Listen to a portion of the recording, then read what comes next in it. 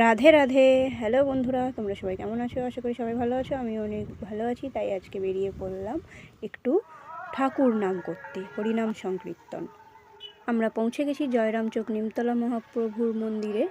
এখানে হচ্ছে নবকুঞ্জ, 9টা বেদি করে কুঞ্জ তৈরি করা হয়েছে। সেখানেই হরিনাম সংকীর্তন হচ্ছে 1 সপ্তাহ যাবৎ। আজকে মনে হয় 3 দিন, এখনও চলবে রবিবার সোমবার পর্যন্ত। সম্ভবত 12 থেকে 18 ফেব্রুয়ারি 2025 পর্যন্ত উৎসবটি চলবে। আমরা এখানে প্রথমেই চলে এলাম তিলক সেবা করতে। তিলক সেবা করার পর হরিনাম সংকীর্তন করতে ভেতরে প্রবেশ করব। এইখানে দেখো ছোট্ট গোপাল বসে রয়েছে, কি সুন্দর। তারপরে আমরা চলে এলাম মেন মন্দিরে। এটা মহাপ্রভুর মন্দির, তো মন্দিরটা ওই সময় বন্ধ ছিল, সেই জন্য আমরা ওপর থেকে একটু গিয়ে প্রণাম করে চলে এলাম। ঠাকুর দর্শন হয়নি, ভেতরের যে ঠাকুর রয়েছে। তারপর নিচে নেমে চলে আসলাম। এই দিকটা পুরোটা দেখিয়ে দিচ্ছি তোমাদের। এটা মন্দিরের ভেতরে একটা হনুমানজি রয়েছে ভেতরে। এই যে গেট বন্ধ দেখতেই পাচ্ছ, মেন দরজা এটা। অনেক ভক্ত ভিড় করে রয়েছে। তারপরে সাইডেই একটা বেদি করা রয়েছে। এখানে সম্ভবত ঠাকুরকে শয়নে দেওয়া হয়, মানে প্রভুকে শয়নে দেওয়া হয়, আর এখানে পুজো করা হয়। এখানে একটা বেদি করা রয়েছে এখানে, তো এখানটা দেখিয়ে দিলাম। তারপর পুরো মন্দির চত্বরটা দেখিয়ে দিলাম ঘুরে। ভেতরে ভক্তরা কোথায় বসে থাকে, আশ্রয় নেয় অনেক দূর থেকে যারা এসেছেন। তো আমরা গিয়েছিলাম দিনের বেলা, তাই অনেক কিছু লাইটিং করা হয়েছিল, সেগুলো দেখানো হলো না। রাত্রের বেলা গেলে খুব সুন্দর লাইটিংয়ে আরও সুন্দর লাগবে দেখতে। এই যে মন্দিরের নিচেটা, ওপরে ঠাকুরের বসবাস আর নিচে ভক্তদের।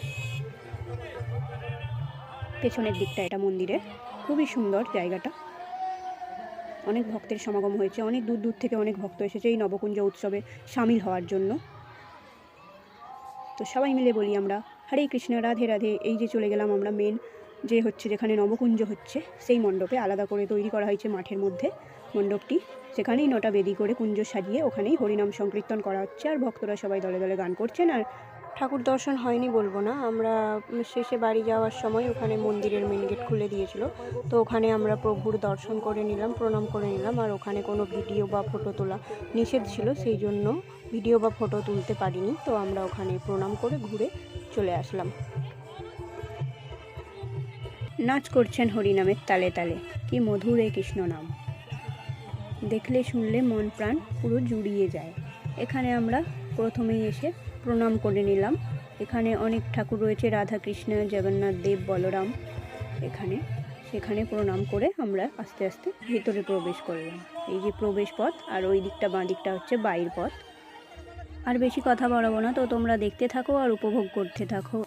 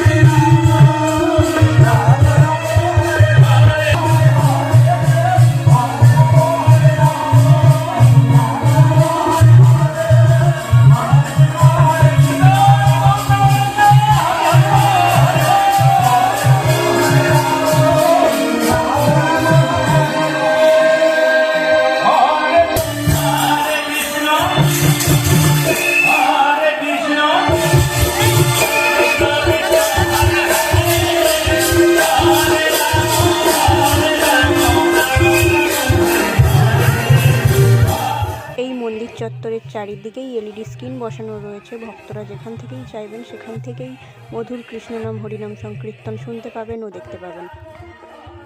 তারপর আমরা চলে গেলাম প্রসাদ পাওয়ার জন্য। ওইদিকে বড় করে দুটো প্যান্ডেল করা রয়েছে, ওখানেই প্রসাদ পাচ্ছেন সব ভক্তরা। তো ওখানে আমরা চলে গেলাম একটু প্রসাদের জন্য। তো ভিড় ছিল অনেকই, কিন্তু বেশি ঠেলাঠেলি হয়নি, আরামসেই সবাই প্রসাদ পাচ্ছেন আর যাচ্ছেন। আস্তে আস্তে ধীরে সুস্থে সবাই বসেই প্রসাদ পাচ্ছেন। এই যে দেখো, এখানেই সবাই প্রসাদ পেতে আসছেন।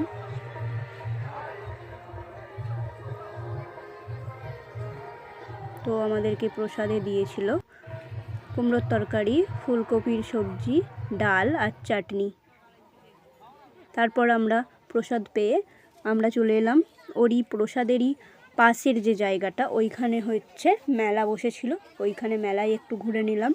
এই যে সব রকমের দোকান বসেছে, যেমন মেলাতে সব বসে সেই সব কিছুই মেলাতে বসেছে। খাবার দোকান, কোনো কিছু জিনিসপত্রের দোকান, কেনাকাটির দোকান সবই বসেছে।